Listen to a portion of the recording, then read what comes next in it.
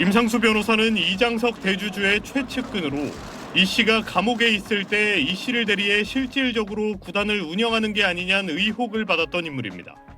KBO는 지난 2020년 이장석 씨의 옥중 경영 의혹에 대해 키움 구단 관계자들을 징계할 때 당시 구단 직책을 맡고 있지 않은 임 변호사가 향후 어떠한 형태로든 KBO 리그에 복귀할 경우 징계한다고 결정한 바 있습니다.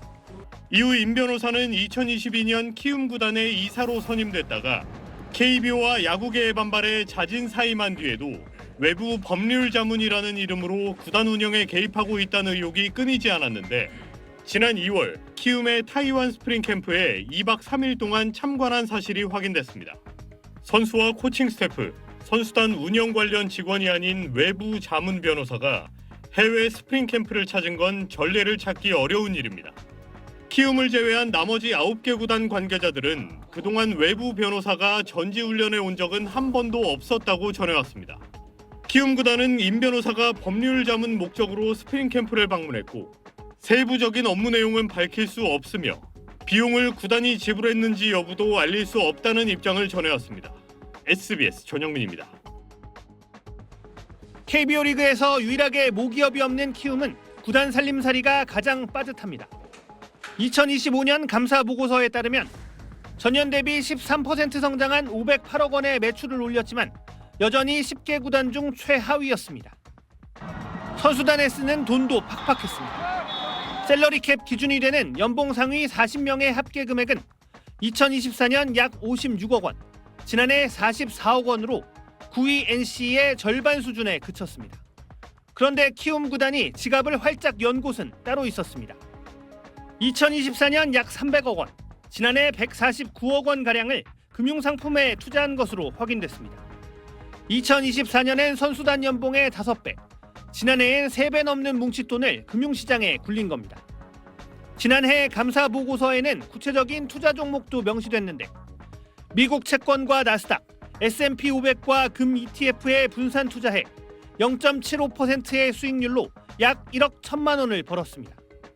선수단 전력 보강 대신 역대급 호황을 누린 금융시장으로 눈을 돌렸지만 수익률은 기대를 밑돌았습니다. 이에 대해 키움 측은 구단의 안정적인 자금 관리를 위해 이사회 결의를 거쳐 투자를 결정했고 우량 자산과 달러 등의 분산해 관리하고 있으며 특히 달러 자산의 경우 외국인 선수 급여 등 필수 지출에도 활용하고 있다고 설명했습니다. SBS 배정우입니다.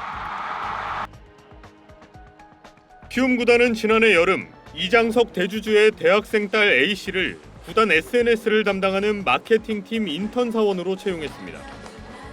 A씨는 여름방학 동안 일하고 퇴사했는데 겨울방학 때 다시 같은 부서 인턴으로 뽑혔고 올해 스프링 캠프에도 동행했습니다. 특정인이 한 구단에서 별도의 채용 공고 없이 2번이나 인턴 근무를 한 건 이례적인 일입니다. 키움 구단은 위재민 대표이사의 추천으로 A씨를 인턴으로 채용했고 성과가 좋아 다시 근무를 요청했다고 주장했습니다. 법조인 시절 여러 번 이장석 씨를 대리했던 위 대표는 3년 전 이 씨의 부탁을 받고 구단 대표로 취임했다고 밝힌 바 있습니다. 위 대표는 왜 A씨를 인턴으로 추천했냐는 SBS의 질의에 이장석 씨와 논의 없이 독자적으로 판단했다며 전공, 나이 등을 종합적으로 고려했다고 답했습니다.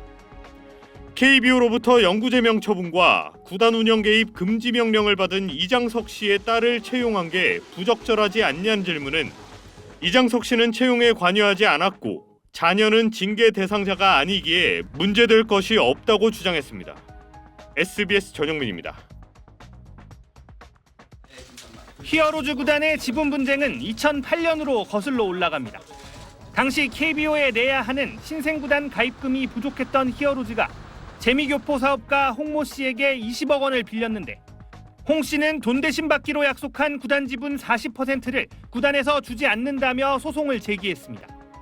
홍 씨가 거듭 승소 판결을 받았지만 히어로즈 구단은 주식 대부분이 이장석 대주주 개인에게 있고 구단이 보유하고 있는 주식은 없다며 버텨왔는데 최근 분위기가 바뀌었습니다. SBS 취재 결과 홍 씨가 주식을 받지 못해 입은 손해를 주식 대신 175억 원의 현금으로 배상하라는 취지의 법원 판결이 지난해 내려지자 구단은 항소하지 않았습니다.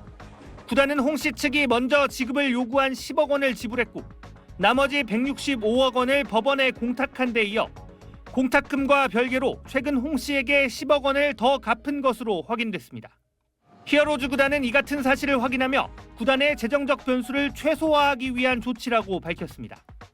금융감독원 전자공시 시스템에 따르면 히어로즈 구단은 2년 전부터 관중 폭증에 따른 매출 증가와 이정후의 포스팅 이적료 등으로 수입이 크게 늘었는데 이 중 일부를 지분 문제 해결에 쓴 것으로 풀이됩니다.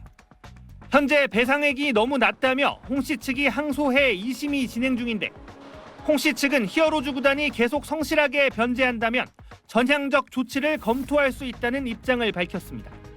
SBS 배정훈입니다. 지난 2018년 유죄가 확정돼 복역 중이던 이장석 씨는 키움 구단의 일부 주주들로부터 또 다른 사기, 횡령 혐의로 검찰에 고발됐습니다. 이 건에 대해선 검찰이 불기소 처분을 내렸는데 당시 변호사가 위재민 씨였습니다. 위 변호사는 이후에도 이장석 씨 측과 최소 4건 이상의 법률 자문 계약을 맺은 것으로 SBS 취재 결과 확인됐습니다. 많은 법적 분쟁에서 이장석 씨를 도운 위재민 변호사는 지난 4일 키움 구단의 새 대표이사로 취임했습니다. 그리고 강정호를 영입한 뒤 KBO가 구단 복귀 시 징계를 예고한 이장석 씨의 최측근 임상수 변호사의 구단 이사 선임 등 막무가내식 행보로 비난을 받아왔습니다. 대주주 이장석 씨의 허락 없이 이루어졌다고 믿기 어려운 결정들입니다. 위 대표는 SBS의 질문에 이장석 씨와는 약 10년 전부터 아는 사이고 이 씨가 경영을 부탁해 대표가 됐다고 인정했습니다. 또 강정호는 팬들이 보고 싶어해 복귀를 추진했으며 임상수 변호사는 구단 업무가 아닌 주식회사 서울 히어로즈의 법인 관련 업무만 맡을 거라는 입장을 보내왔습니다. SBS 이성호입니다.